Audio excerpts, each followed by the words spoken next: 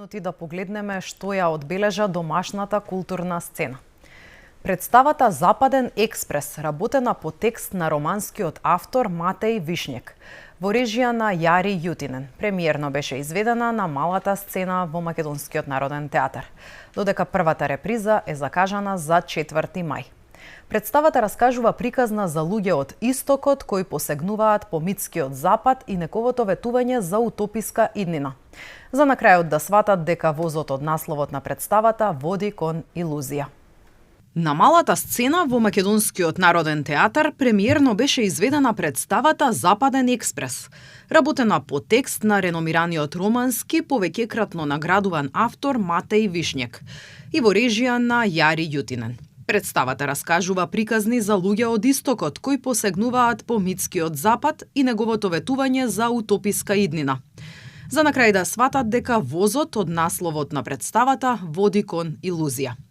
Западен експрес протиставува две динамики на движење. Онаа на Ориент експрес, легендарниот воз, символ на западниот луксус, и онаа на Оксидентал експрес, движење на миграцијски тела и умови кон најблиските епицентри на американскиот модел и земјите на Европската заедница. Авторот создава живописна сценска фреска исполнета со различни ликови, од војници, професори, музичари и актери, до мигранти и затвореници. Представата е структурирана во 13 сцени, поврзани преку ликот на стар слеп човек кој ја носи сенката на Едип и неговата трагична мудрост поставена врз современите општествени настани. Делот отвора силни актуелни прашања за односот помеѓу Истокот и Западот, за миграцијата и за стремежот кон една идеализирана, често недостижна иднина. Представата преку својата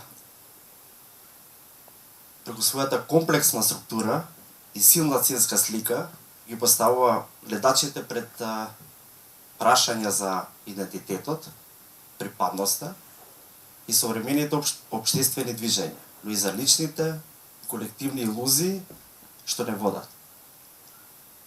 Особено ми е драго што на сцената на Македонскиот народен театар се обединуваат уметници од различни средини, носејќи различен театарски светоглед и создавајќи дело кој зборува јасно, суштински, директно и храбро за светот во кој живееме. Во представата Западен експрес играат Ивица Димитриевиќ, Мирјана Трпковска-Костовска и Васко Костовски. Сценографијата и костимографијата се на Кристина Божурска, а музиката ја потпишува Јане Трајковски. Овој еден тип на представа која не крие никакви, значи се гледа.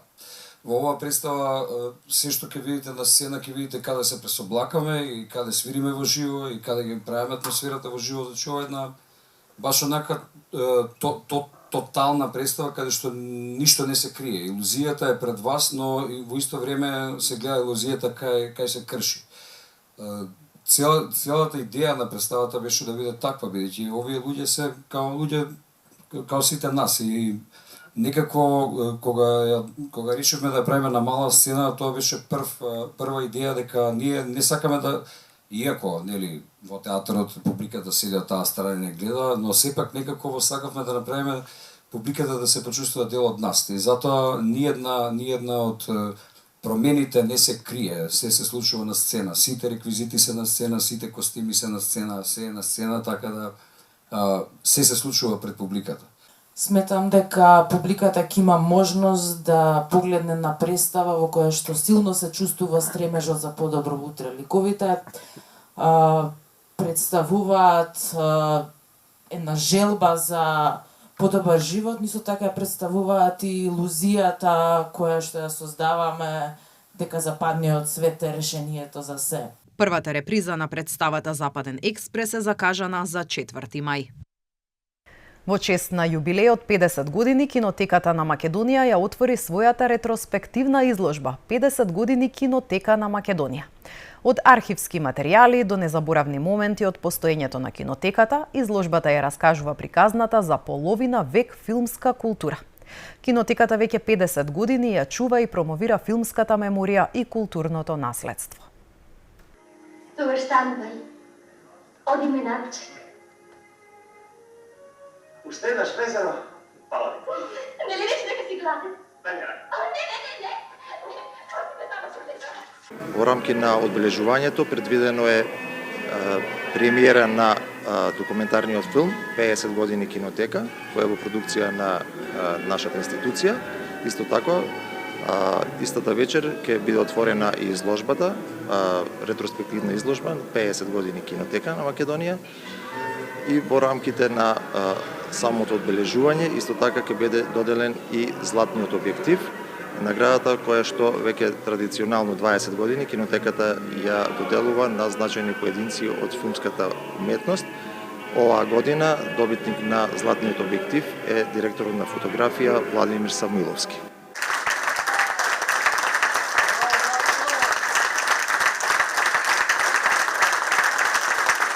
Кинотеката е единствената институција во нашата држава што се грижи за заштита на аудиовизуелното наследство, поточно за македонското филмско наследство. Во депоата на кинотеката се чуваат преку 15.000 филмски копии, имаме преку 72.000 единици на пропаганден материјал, фотографии, филмски плакати. Исто така, во рамките на кинотеката работи единствената филмолошка библиотека во Македонија. Иако периодот 50 години е возраст на зрелост, кинотеката не брои години. Таа создава вредност што трае. Незината сила е во преносот. Од генерација на генерација, од тишина во глас, од минато во иднина. Филмот е најнежната и најсилната форма на паметење. Тој не прашува дали сме подготвени. Филмот не соочува. Со нашите стравови, со нашите радости, со нашите вистини. А кинотеката е чувар на времето. Архив на идентитетот. Тивка, но непоколеблива одбрана од заборавот.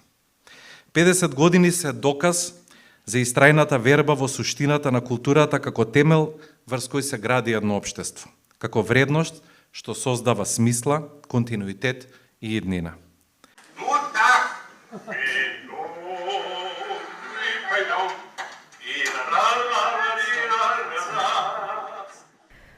Во соработка со Фондацијата Кирил Трајковски во Археолошкиот музеј на Македонија се отвори изложбата посветена на делото и истражувачкиот пат на Кирил Трајковски, насловена "Потрагите на македонската средновековна археологија низ археолошките локалитети во Мородвис и Кожле".